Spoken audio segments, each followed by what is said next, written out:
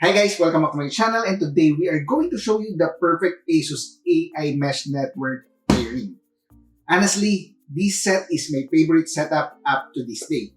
And I would like to say thanks to our friends from ASUS Philippines for letting us test these two ASUS Wi-Fi routers. The ROG GT-AX11000 Pro is our main ASUS AImesh router, while the two-piece XT12 Zenwifi will be the AImesh node. You might say that this is an overkill solution for mesh network, but definitely it can be justified. The reason why is this solution actually eliminates the hassle of laying out LAN cables, especially if you don't have those LAN cables installed during the house construction.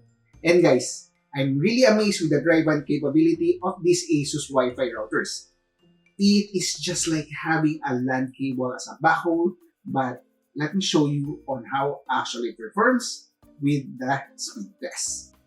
Okay guys, right now we are in front of the ROG GT-AX11000 Pro, as you can see here, and here is our current topology, our AImesh network. The internet in here is our main modem router from Converge, and our GT-AX11000 Pro is serving as the main AImesh router that is directly connected by a LAN cable to our modem router, while our Zenwifi Pro XT12, there are two actually. It is connected by a wireless backhaul using the triband capability of this Wi-Fi router.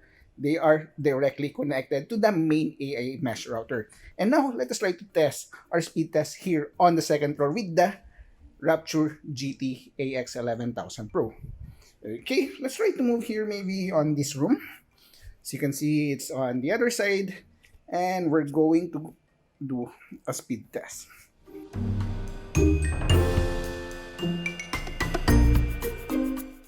Okay, as you can see, we are getting 501 Mbps per download, while for upload, we are getting 247 Mbps per upload. So maybe let's try to go downstairs where our other AImesh node is located.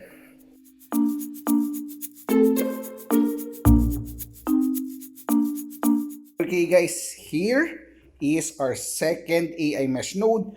There is no LAN cable serving as a backhaul. This is running using a wireless backhaul, the dedicated 5 GHz Wi-Fi frequency of this AImesh router. This is a Zenwifi Pro XT12, and we're going to do a speed test here on the sofa. And automatically, it directly connected to that AImesh router. Just to make sure, let's try to check that one. Okay, as you can see here, so this one will be the ground floor, and we have how many devices connected here maybe on this one. Okay, third floor, and this one, as you can see, we have here the P30 Pro. This home labeled is actually the Zenwifi XT12 here in the ground floor, while the XT12 on the third floor is also mentioned third floor, while the GT-AX11000 Pro is my named office. Okay, and let's do a speed test for now.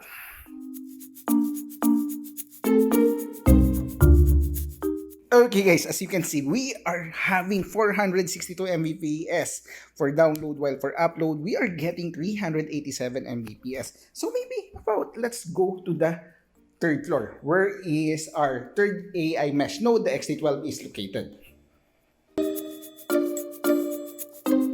Guys, I would just like to share with you that this house is built with concrete walls, concrete flooring, and at the same time, we have solid slab wood on top. So basically, this is a concrete house.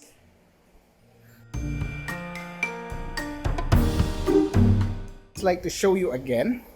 This will be our other AImesh node, the XT12 here on the roof deck or third floor. As you can see, there is no LAN cable connected as a backhaul, and at the same time, it is powered on. So let's place it there. And maybe let's try to move farther away from that AImesh router. So maybe let's try to go here. Okay. And just to make sure, we are connected on the third floor Wi-Fi router. Let's refresh. Okay, as you can see, our device automatically connected to the third floor Wi-Fi mesh router, the Zenwifi Pro XT12. And let's do a speed test as well.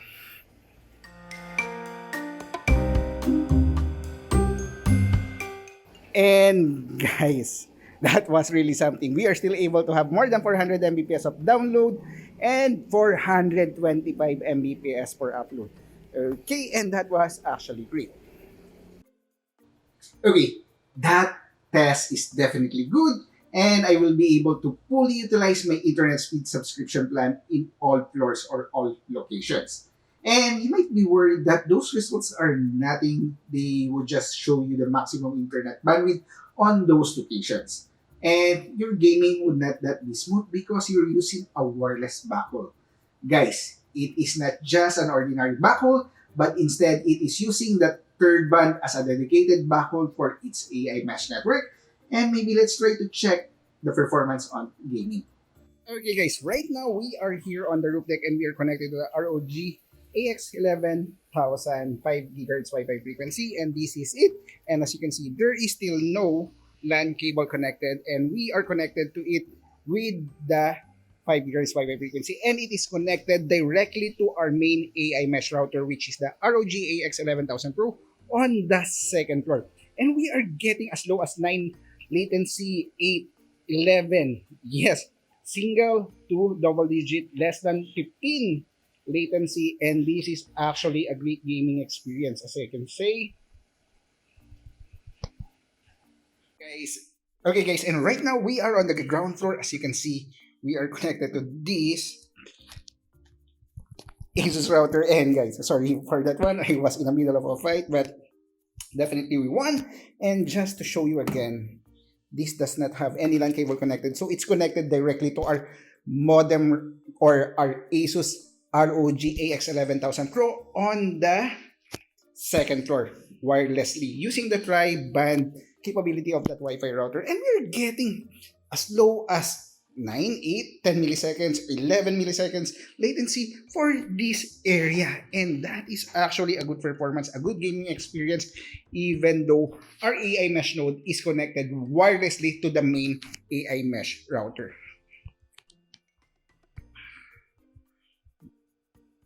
As you can see, it was a great experience on gaming, even though we are just connected to an AImesh node with wireless backhaul to the main AImesh router.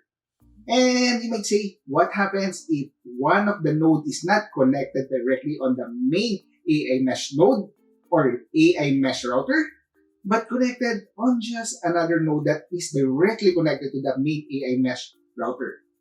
For our test, we are doing that one, and at the same time, let's try to check on how far this XT12 can give us Wi-Fi coverage.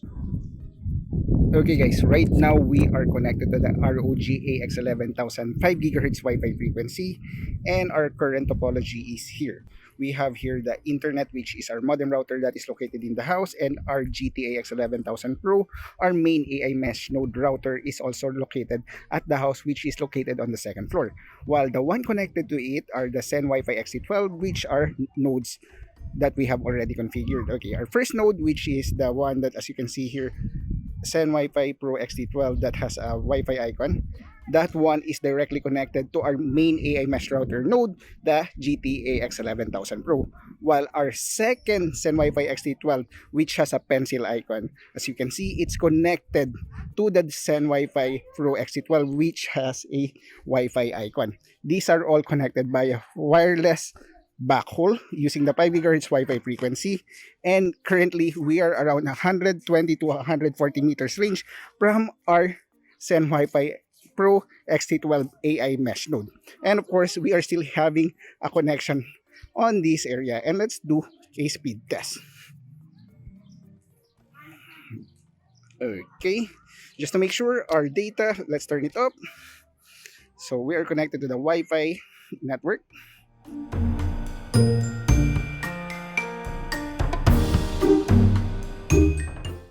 Okay, and we are getting 66.6 for download while 20.8 per upload. And let's try to do a speed test again just to make sure on this location.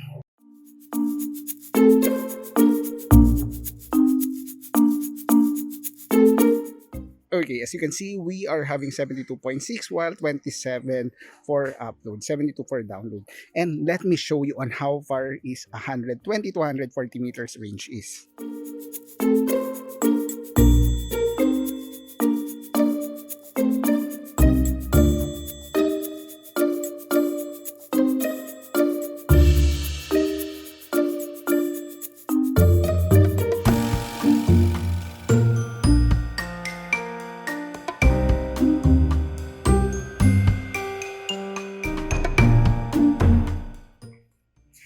And guys, as you can see, that is actually far, and we are now near the main AImesh node. And let's try to check our speed test on this location.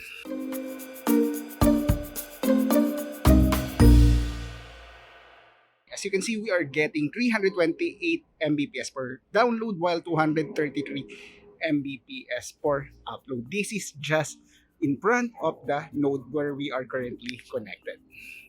Guys, this pair is actually 5 stars on my list. As you can see, you're not just paying for a piece of hardware. It is the actual experience that you will have with this system. Okay, for the recommendation, I usually say get one powerful router. In this case, just get a single triband ASUS Wi-Fi router. Like, for example, the ROG Rapture GT-AX11000 Pro is a triband router. And try to check if it can cover the entire house. Then, if it is not really enough, or you want to fully utilize your internet bandwidth on every corner, get another ASUS triband Wi-Fi router like the Zenwifi XT12 or maybe the XT8. If you don't have any LAN cable in place, this will be a great solution. But if you already have a LAN cable available, get a cheaper ASUS Wi-Fi 6 routers, configure it with a LAN cable backhaul, and it will perform great as well.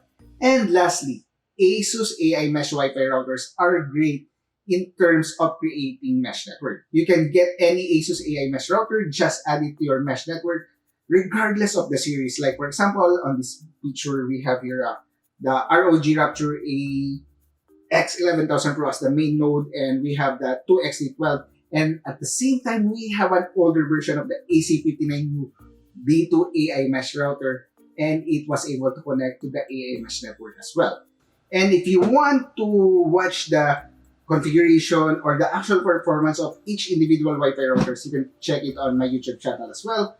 And guys, I think that is all. I hope you like the video. If you do, hit that thumbs up button. And if you have comments and suggestions, comment down below or message me at JT Chavez on FB. Again, thanks for watching. Have a great day. Stay safe and bye.